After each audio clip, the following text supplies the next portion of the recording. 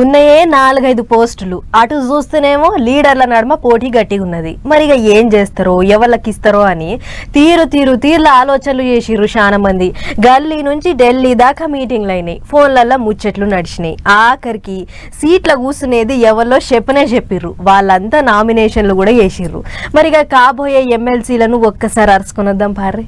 అలిగేటోళ్ళు అలగని గులిగేటోళ్ళు గులిగని మా పని అయితే మేము చేసినాం అన్నట్టు ఎమ్మెల్సీ సీట్లలో ఎవరు కూకబెట్టేది కుల్లా చెప్పేసినాయి పార్టీలన్నీ. ఇక వాళ్ళంతా ఆఖరి దినం కాబట్టి నామినేషన్ లేచిండ్రు. అగో ఇగో అనుకుంటా పదవి కొరకు ఏండ్ల సంది ఎదురు చూస్తాన్న చెయ్యి పార్టీ లీడరు అద్దంకి దయాకర్ అన్న పంట పండింది. ఈసారి లిస్టులో అన్న పేరు కూడా ఉండేటాలకు సంబురంగా సీఎం సార్ ఇంటికి పోయి చెల్లబట్ట కప్పి మస్తు ఖుషి అయిండు. అటెనక అసెంబ్లీకి పోయి నామినేషన్ వేసిండు. చెయ్యి పార్టీకి ఉన్న ఎమ్మెల్యేల బలాన్ని బట్టి 4 ఎమ్మెల్సీ సీట్లు వస్తున్నాయి. అందులో పొత్తు పెట్టుకున్నారు కాబట్టి ఓ సీటు ఎర్రజెండా పార్టీ వాళ్ళకి ఇచ్చిండ్రు. చెయ్యి పార్టీకేంచి అద్దంకి దయాకర్ అన్న, విజయశాంతక్క, శంకర్ నాయక్ అన్న ముగ్గురు నామినేషన్లు వేసిండ్రు.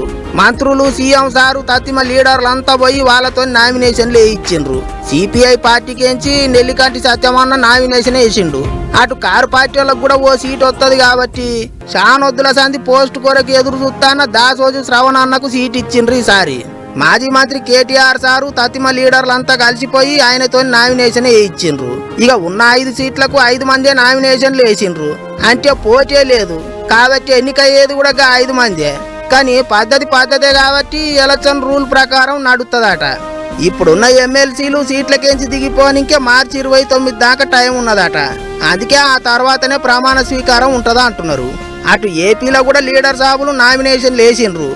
పార్టీ వాళ్ళు మళ్ళోసారి సోమవీర్ రాజు సార్ను రంగంలోకి దింపిండ్రు.